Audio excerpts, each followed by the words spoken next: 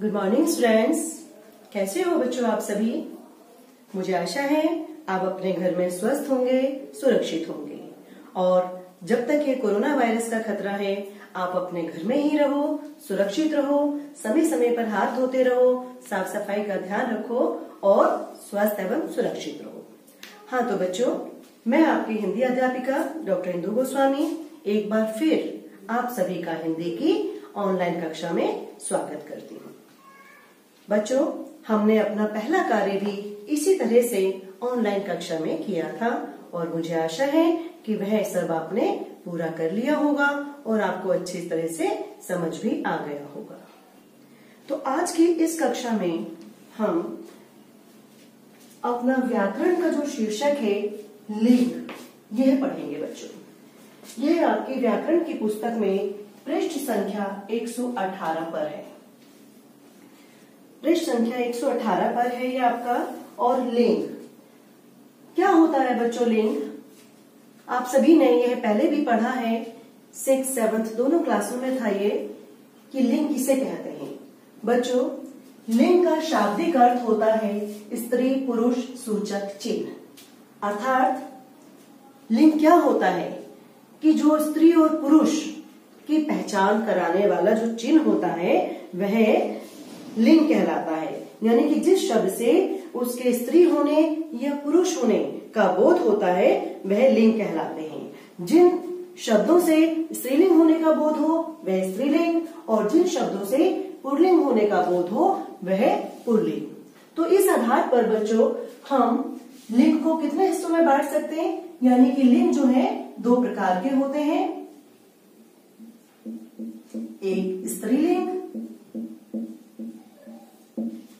और एक पुल्लिंग।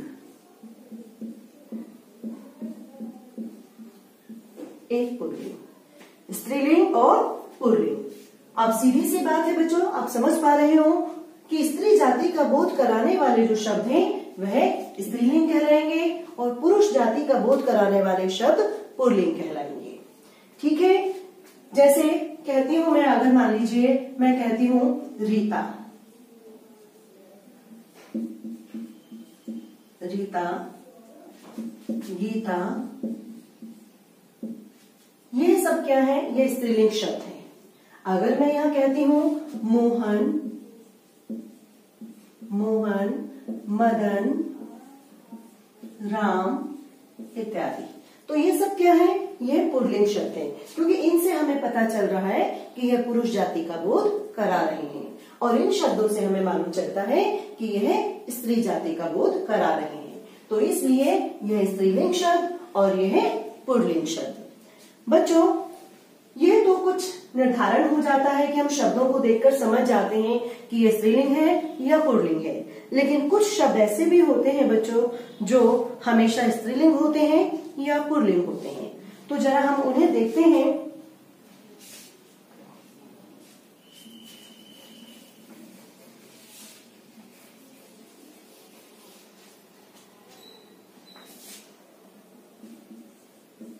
हम देखते हैं कि नित्य स्त्रीलिंग रहने वाले शब्द कौन कौन से होते हैं।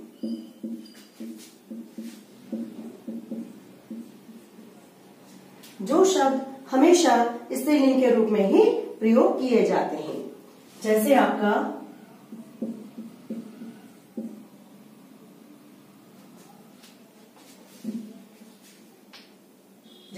होता है बेटा गिलहरी, लोमड़ी,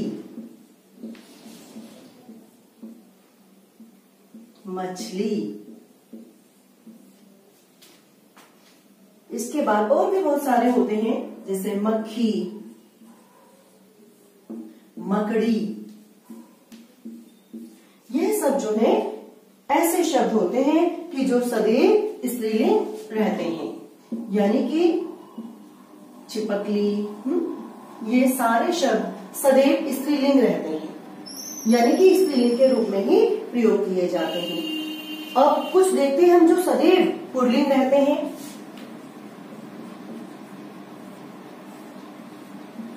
जैसे सदैव जो पुल्लिंग शब्दों के रूप में प्रयोग किए जाते हैं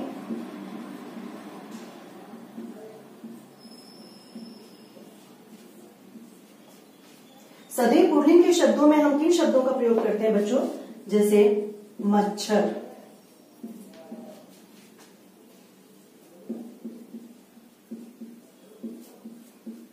मच्छर, भेड़िया, गीदड़, कौवा,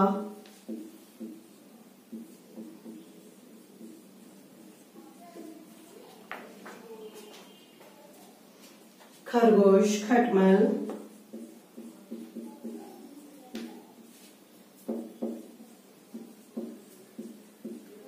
इत्यादि। इन शब्दों का बेटा हम सदैव पुल्लिंग के रूप में प्रयोग करते हैं। अब बच्चों प्रश्न ये उठता है कि अगर मैं ये कह रही हूं कि ये शब्द हमेशा स्त्रीलिंग के रूप में प्रयोग होते हैं और ये शब्द हमेशा पुल्लिंग के रूप में प्रयोग होते हैं, अब सोचिए कि जो हमेशा स्त्रीलिंग रहते हैं उन्हें हम पुल्लिंग कैसे बनाएंगे और जो सदैव पुल्लिंग रहते हैं उन्हें हम स्त्रीलिंग कैसे बनाएंगे। यानी कि इनका जब हम लिंग परिवर्तन करेंगे तो वो कैसे करेंगे? क्यों? क्योंकि अभी तो मैंने बताया कि ये हमेशा स्त्रीलिंग में प्रयोग किए जाते हैं और ये हमेशा ही पुल्लिंग रहते हैं, तो इनका लिंग परिवर्तन हम कैसे करेंगे? हाँ बेटा देखिए, इनका लिंग परिवर्तन करते समय जो है हम इनके आगे नर या मादा, इनके आगे जो है जैसे गिलहरी है ये सदैव स्त्रीलिंग है, तो जब हम इसे पुल्लिंग में कन्वर्ट करते हैं तो इसके आगे हम नर लगा देते हैं, क्योंकि ये सदैव स्त्रीलिंग तो है ही, इसको हम जब बदलेंगे तो इसके आगे नर लगा देंगे। यानी कि नर गिलहरी, लोमड़ी है तो इसके आगे नर, नर लोमड़ी, नर मछली, ठीक है। तो इस तरह से नर मक्खी, इस तरह से ये है सब पुल्लिंग बन जाएंगे। और ये जो पुल्लिंग शब्द है जिन्हें हम हमेशा पुल्लिंग शब्दों के रूप में प्रयोग करते हैं, लेकिन जब इनको हम स्त्रीलिंग बनाएंगे तो इनके आगे हम मादा शब्द का प्रयोग करेंगे। मादा मच्छर, मादा भेड़िया, मादा गीदड़, मादा कौवा, इस तरह से हम इनको स्त्रीलिंग के रूप में प्रयोग करेंगे। तो नित्य स्त्रीलिंग रहने वाले शब्दों को जब हम उनका लिंग परिवर्तन करेंगे तो उनके आगे नर लगा देंगे, और नित्य पुल्लिंग रहने वाले शब्दों का जब हम लिंग परिवर्तन करेंगे तो उनके आगे हम मादा लगा देंगे। इस तरह से जो है बच्चों इनका लिंग परिवर्तन होता है। इसी के साथ साथ बच्चों कुछ चीजें ऐसी होती हैं जो पुल्लिंग में होती है जिनकी हम पहचान कर सकते हैं, जैसे कि पर्वत, सागर, देश, पेड़, महीने, धातु, तारे, ग्रह, नक्षत्र, इन सब के जो नाम होते हैं वह प्राय पुल्लिंग में प्रयोग किए जाते हैं। देखिए मैं कुछ आपको यहाँ पे बेटा बताती हूँ।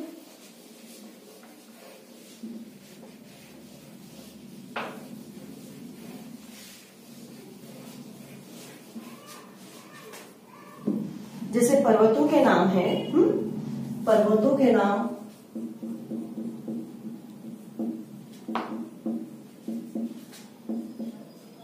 जितने भी आपके पर्वतों के नाम है, जैसे आपका है हिमालय है, विंध्याचल है,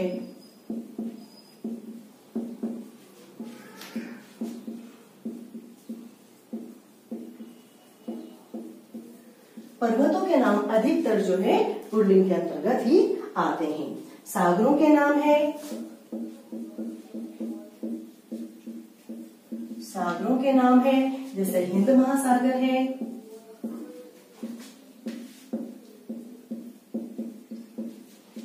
प्रशांत महासागर है।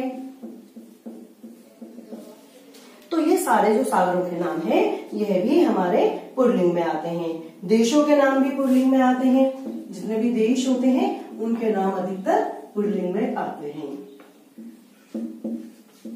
चाहे वह कुछ भी है, भारत है, चीन है, अमेरिका है, सभी देशों के नाम अक्सर पुल्लिंग में ही आते हैं। अब आता है बेटा जैसे पेड़ों के नाम, पेड़ों के नाम भी पुल्लिंग में आते हैं, जितने भी पेड़ों के नाम है वे पुल्लिंग में आते हैं, लेकिन कुछ को छोड़कर कुछ यहाँ अपवाद होते हैं, जैसे कि इमली और नारंगी, इमली और नारंगी को छोड़कर, है ना, इनको छोड़कर बाकी सारे जो हैं वह आते हैं आपके किस में आते हैं, पुल्लिंग में आते हैं। इनको छोड़कर ये स्त्रीलिंग है दोनों, इमली और नारंगी जो है ये स्त्रीलिंग में आते हैं। इसके अलावा बेटा और बहुत सारी चीजें हैं, जैसे महीनों के नाम है, धातुओं के नाम है, नक्षत्रों के नाम है, रत्नों के जितने भी रत्न होते हैं आपके ये रत्नों के नाम, ये सब पुल्लिंग में आते हैं, जैसे हीरा, पन्ना, मूंगा और जितने भी नाम है ये सब जो है आपके इसमें ही आते हैं।